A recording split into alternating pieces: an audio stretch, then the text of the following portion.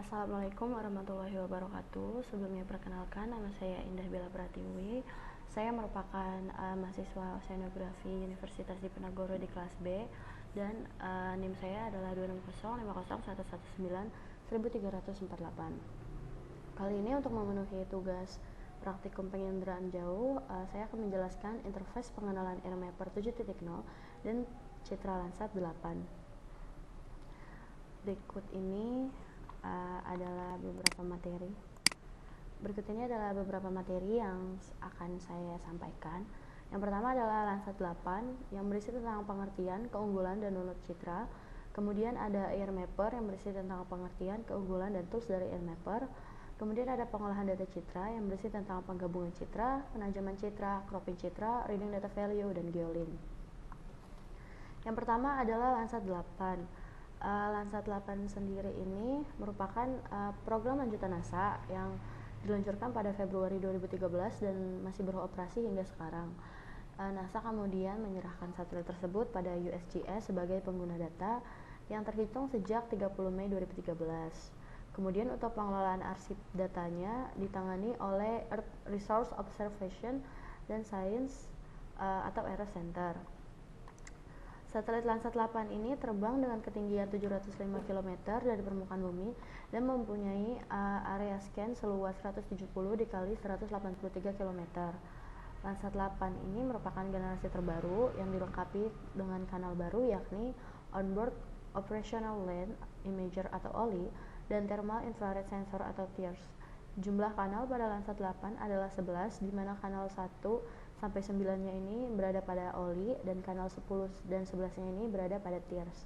Band-band yang terdapat pada Landsat 8 ini ada band visible, near infrared atau NIR, short wave infrared atau SWIR, dan chromatic dan juga thermal. Untuk band 1, 2, 3, 4, 5, 6, 7, dan 9 ini dia mempunyai resolusi spasial sebesar 30 meter, sedangkan untuk band 8 mempunyai resolusi spasialnya ini 15 meter. Dan sementara untuk 10 dan 11 dia mempunyai resolusi spasial sebesar 100 meter.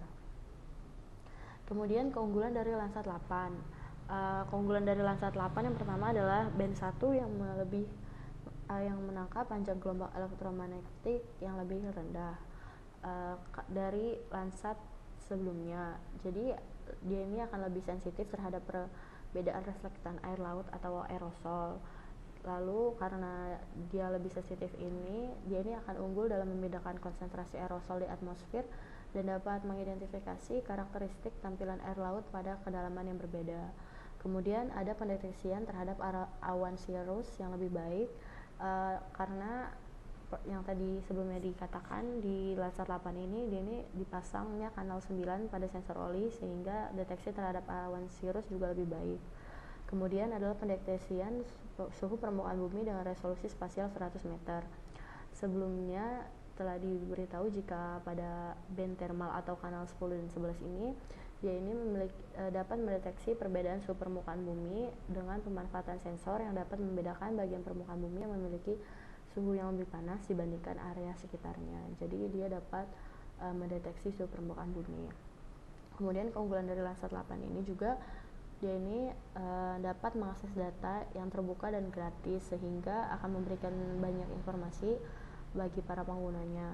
Kemudian karena ini merupakan program lanjutan, sebelum-sebelumnya dia telah ada program dari Landsat 5, Landsat 7 sehingga data-datanya juga lebih banyak dan lebih bervariasi dan juga pasti akan lebih banyak membantu penggunanya.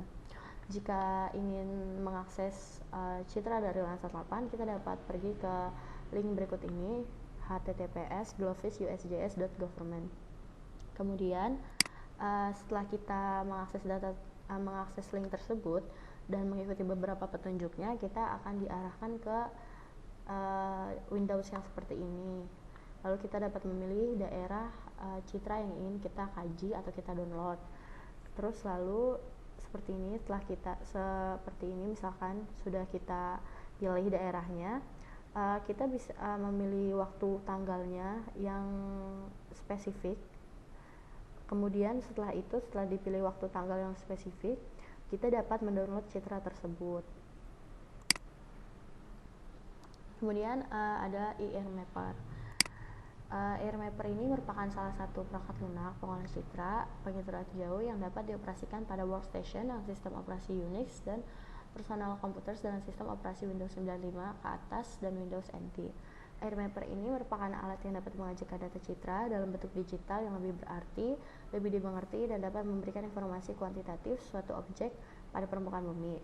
IR Mapper 7.0 ini mengembangkan metode pengolahan citra terbaru dengan pendekatan yang interaktif, di mana kita dapat langsung melihat hasil dari setiap perlakuan terhadap citra pada monitor komputer.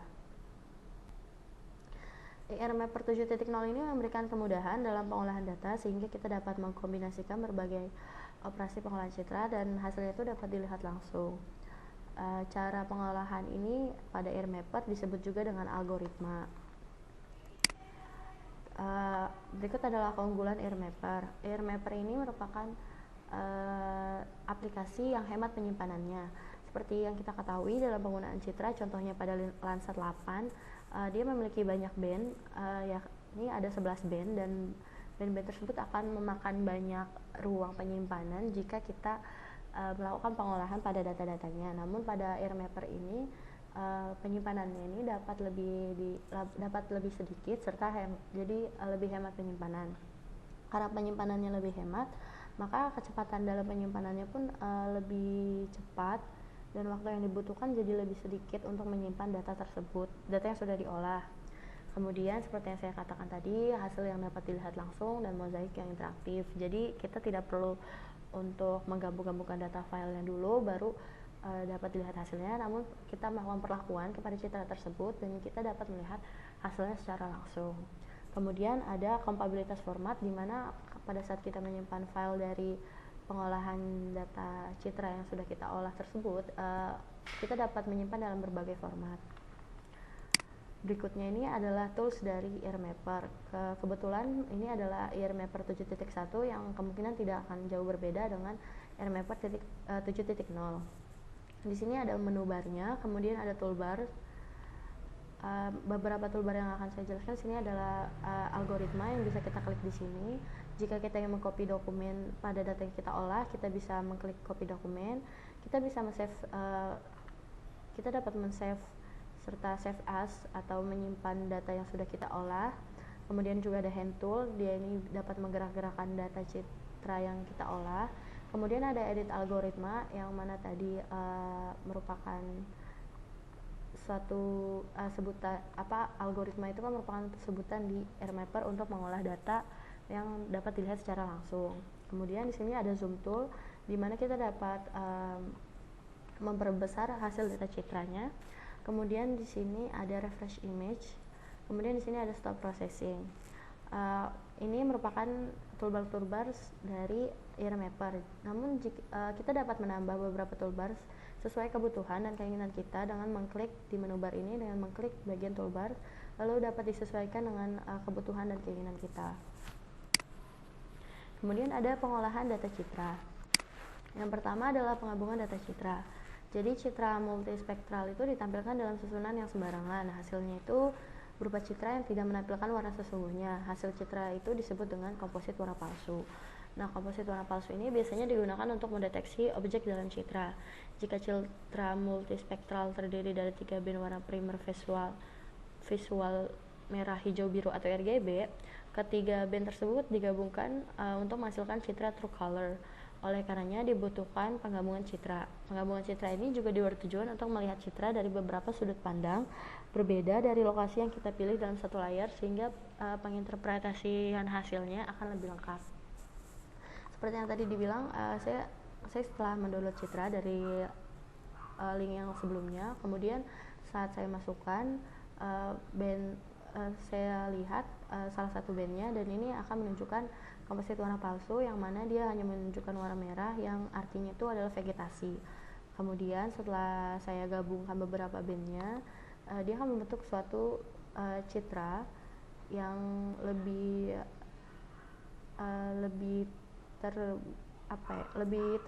dapat diinterpretasikan lebih baik. Namun kita belum dapat melihat lebih jelas lagi citranya, maka kita membutuhkan penajaman data citra. Penajaman data citra ini meningkatkan kontras warna dan cahaya pada suatu citra.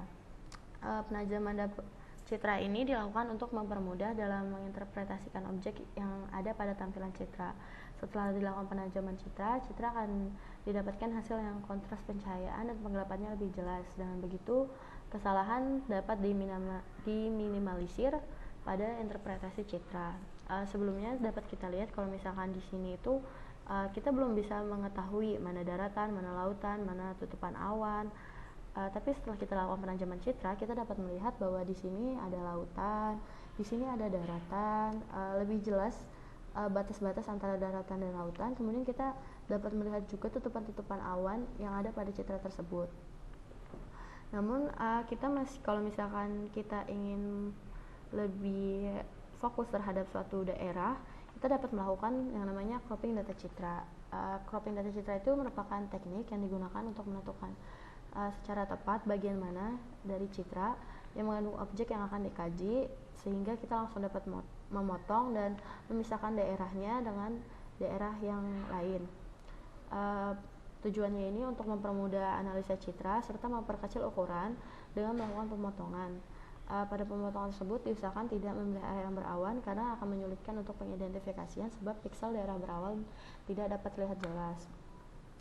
Croppingan citra ini saya ambil dari daerah di sebelah sini. Pada saat sudah di cropping hasilnya lebih jelas. Kemudian juga saya memilih daerah yang tidak banyak awannya sehingga dapat dibaca lebih jelas dan dapat dilakukan analisa lebih baik pada daerah tersebut. Kemudian pada RMapper juga ada yang namanya reading data value. Yang pertama ini ada self value profile yang menunjukkan nilai profil yang dihasilkan citra yang dikaji. Self value profile ini menunjukkan bahwa tempat yang dikaji itu mempunyai topografi tempat yang tinggi atau rendah dari piksel warna data citra tersebut. Kemudian ada sel koordinat untuk mengetahui posisi daerah tertentu dengan melihat garis lintang dan bujurnya dan menggunakan pointer dengan mengklik suatu titik pada daerah yang dikaji. Kemudian ada polyline yang membantu dalam menentukan jarak suatu daerah dengan dua titik yang ditentukan. Jika tadi sel koordinat itu hanya kita ngeklik satu, terus kita dapat informasi tentang bujur lintang tersebut.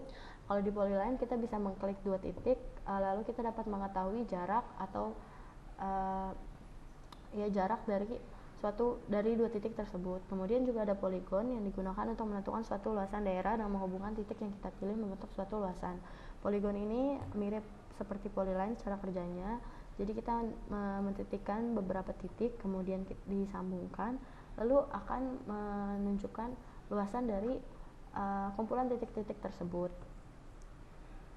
Kemudian di RMapper juga ada yang namanya geolink. Yang pertama geolink to window, geolink to screen, dan juga geolink to overview room. Kalau geolink to window itu untuk membandingkan citra dalam jendela yang satu dengan citra dalam jendela yang lain dan menunjukkan koordinat yang sama dari dua citra dalam waktu yang berbeda. Ini citranya sama tapi waktunya berbeda, sehingga kalau geolink to window itu kita bisa melihat perbedaannya secara cepat aja. Kemudian ada geolink to screen yang mana menghubungkan kita untuk menghubungkan dua atau lebih jendela berisi data citra. Mirip dengan geolink to window, cuma dia lebih mudah. Jadi kita satukan dua citra dalam satu screen sehingga kita dapat melihat perbedaannya itu dengan cepat. Jadi kalau misalkan kita geser ke sini, dia akan menjadi citra yang seperti ini. Namun saat kita geser ke sana, dia akan menjadi citra yang ini. Jadi kita dapat melihat perbedaannya itu dengan cepat dengan hanya menggeser saat menggeser citra yang sudah di geolink to screen tersebut. Kemudian ada geolink to overview room yang memungkinkan untuk mengoperasikan dua atau lebih citra pada jendela yang berbeda yang hanya dioperasikan pada satu jendela saja sebagai jendela utama. Pada gambar ini saya waktu itu hanya mengoperasikan pada citra daerah sini, namun daerah sini juga dapat teroperasikan juga. Jadi bisa dioperasikan hanya pada satu jendela. Sekian penjelasan dari saya. Kurang lebihnya mohon dimaafkan. Sekian dan terima kasih. Wassalamualaikum warahmatullahi wabarakatuh.